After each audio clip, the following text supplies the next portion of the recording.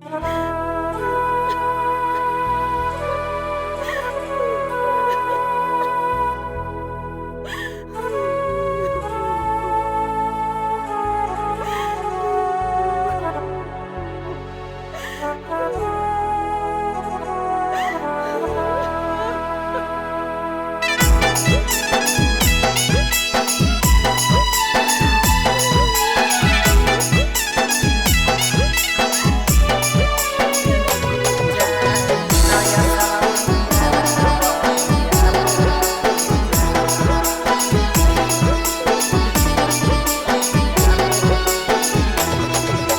जब जब आबो दिसंबर कुछो नहीं भावो होगे जा। जब जब आबो दिसंबर कुछो नहीं भावो होगे जा। नया साल में याद बड़ी आबो होगे जा।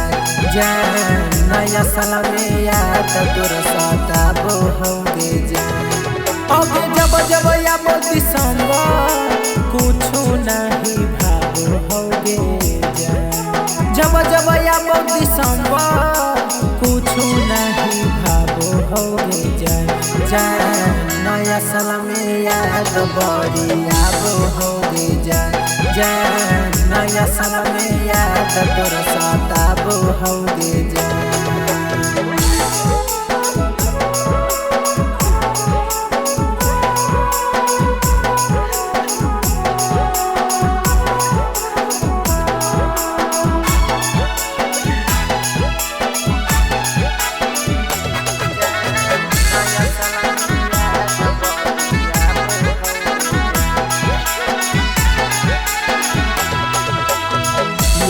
बढ़िया बोहा कौदी हल ग्रीटिंग कार्डवा कार्डबो के तनी को नहीं रखले गेला जवा।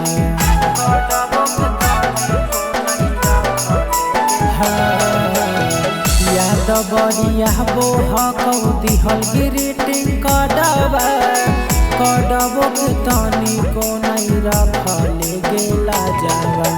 जब जब आबो दिसंबर कुछो नहीं भावो होगे जा। जब जब आबो दिसंबर कुछो नहीं भावो होगे जा। नया साल में याद बड़ी आबो होगे जा। नया साल में याद तोर सताबो होगे जा।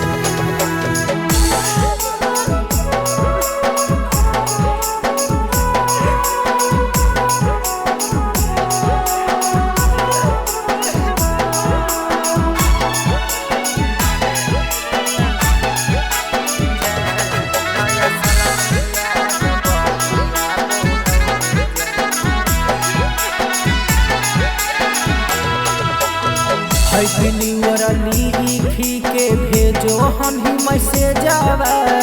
ए भरोसे से मटू लिखो हलियो करे जावा।